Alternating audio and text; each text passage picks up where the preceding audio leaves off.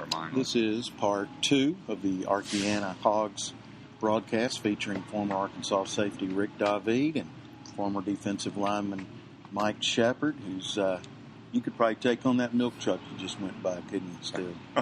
Could you push that thing a little bit? In my bad dreams. Yeah. We've got people driving into Starbucks where we do this each week, and it's a beautiful day, beautiful October morning. It's exceptionally beautiful because the Razorbacks won 24-20 at Tennessee. Makes these Mondays a lot nicer.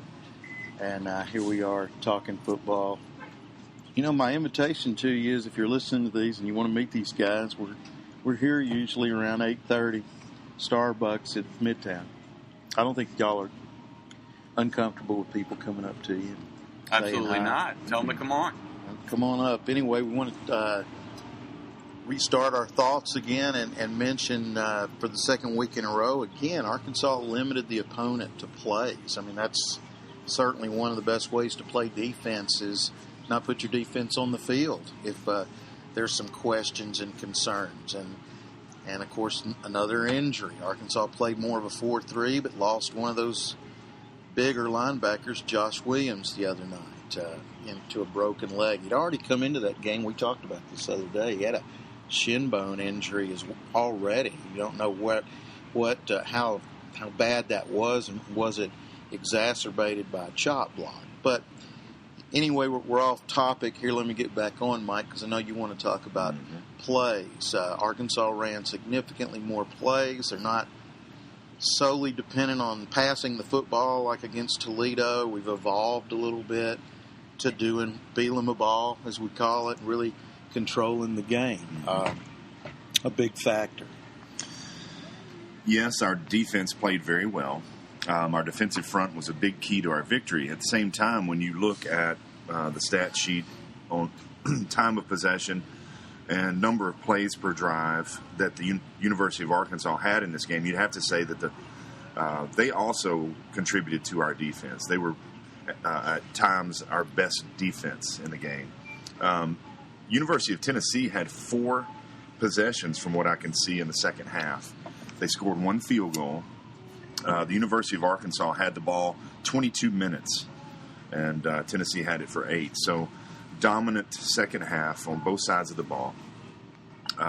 That makes a big difference, and I think you'll see that in most games moving forward is where the offense, especially with our dominant line, and if the play calling is appropriate, you'll see that moving forward in each game. The challenge that we'll have with Alabama, of course, is a much more physical front 7. So hopefully we can repeat that. But again, offense sometimes is your best defense. I don't think Arkansas can beat anybody with field goals in the second half, Rick. And last week against A&M, we're in a situation where they bogged down in the red zone, started to bog down late when they could have clinched it, maybe gone up 11, could have won with the field goal there. They were to the 35-yard line bogged down. We saw a lot of bogging down, up 24-17, 24-20, with the blocked field goal inside the 10-yard line, I guess it was, because it was, I think they were on the 5.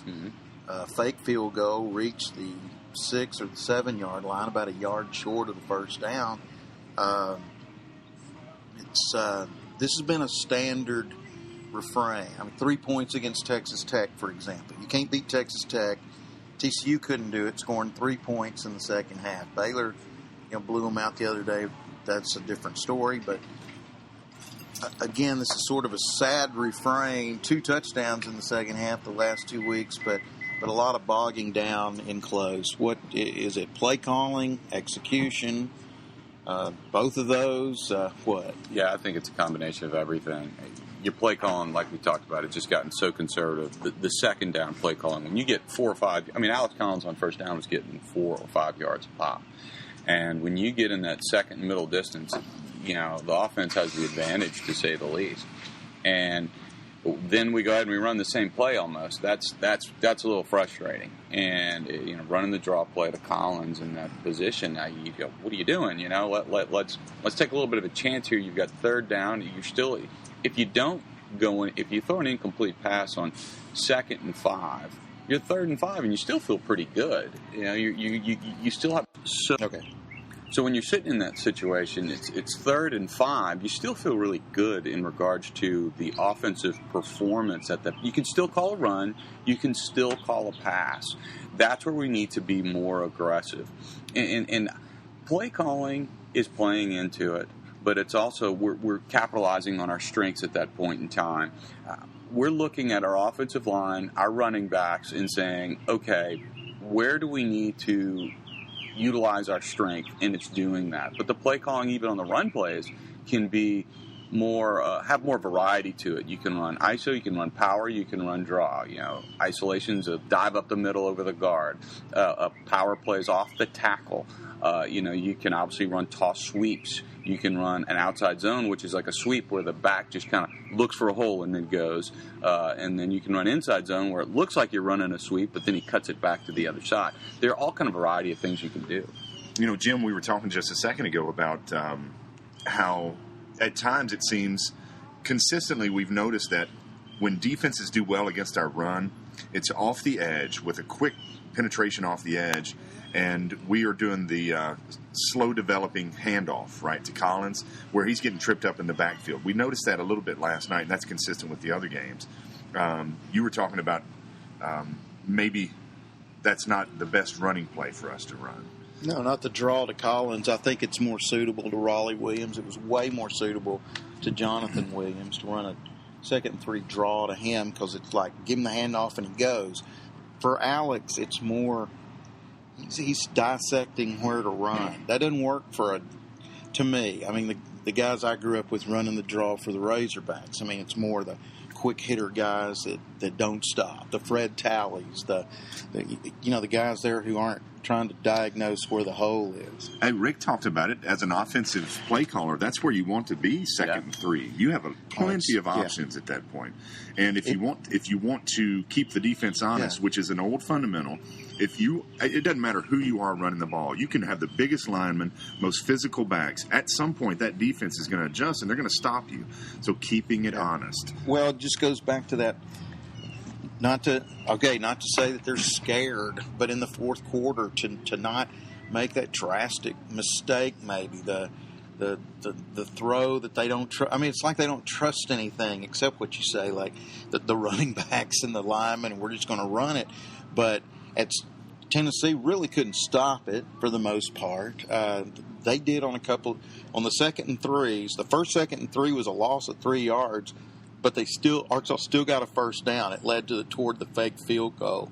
The next time it was a 3 and out. They stopped it for no gain, and then Collins was thrown for a 2-yard loss on 3rd down. Same kind of thing. It's like they don't want to make that play that's going to give them a touchdown, but in doing that, it goes back to part 1 and my saying that they put so much pressure on nothing happening on the defensive end to win the game. And this is the first time in 9 games that they've been lucky enough to pull it off. When you're a coach, you talk to your coaches. And let's add, a lot of people don't know, you've been a coach on the high school level in Louisiana. So, I mean, you're speaking from experience. Yes, I did. I coached for 6 seasons in Louisiana. And when you're a coach, you're sitting there and you're thinking about so many different factors when the game is going on. Number 1, you're managing the clock. Number 2, you're going, who are our best players? Number 3, you're watching your best players possibly annihilate someone. And we're going,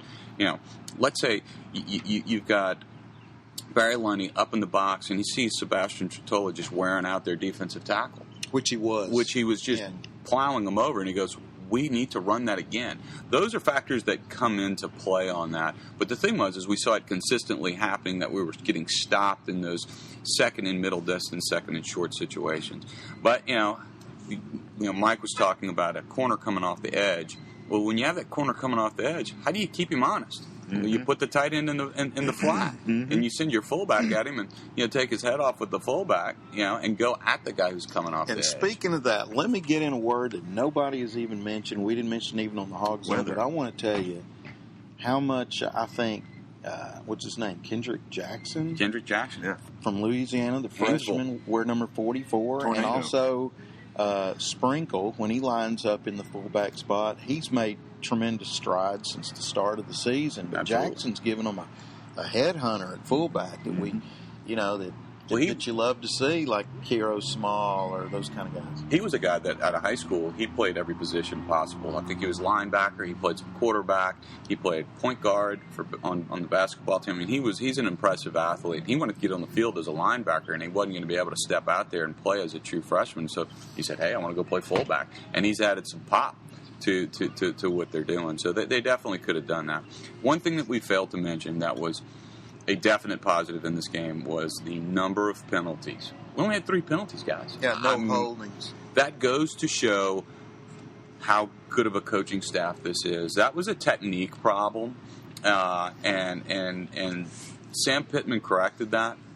In fact, they should have called the penalty on Tennessee when Brandon Allen had released the ball downfield and one of their linebackers had pushed him to the ground. They then show Brandon's mom up in arms about it, and you want to know what? I was just as mad as she was. Yeah. We definitely had some calls that didn't go our way in that game, but I'll tell you, our Razorbacks definitely stepped up. Yeah, it was kind of like 2 different sets of rules for the referees last week versus this week. I preferred what we saw with the Tennessee game when it comes to officiating. At the same time, they did miss a couple of calls. Another issue, another consideration that coaches have to address when they're calling plays and using personnel is the weather. It was a slick field. You saw guys falling down. Well, that's what happened on the kickoff. Dwayne Eugene fell down, and that lane, that entire coverage lane, opened up, and that's where the kid, Eric Berry's brother, Evan Berry, was able to run through that particular gap and then hit the sideline and elude our kickoff man. If there is a thought process with the offensive coaches as far as being conservative, maybe the weather had something to do with that at times too. So back to all the considerations of being a coach, whether you're on offense or defense, that goes into it. So get closer. Okay. Sorry, we're having to make the big man get closer. Get low. Get low. Oh, that's Mike. right. That's get right. low. Didn't they always tell you that? Get low. Hands inside, short, choppy steps. Low man wins. Yeah. Low man's heard on the microphone. I guess that's Rick and I. We're the lower men here. 3-star. One last break. We're going to jump to part 3. You can take as long as you want between parts. We'll do what we have to do, and join us for part 3 as we talk the Alabama Crimson Tide. Game 6 for the Razorbacks. They're 2-3, trying to keep up with what they are. And I still say, and I said it last week, if Arkansas beat Tennessee, that would finish no worse than 6-6 this season. We'll see what happens.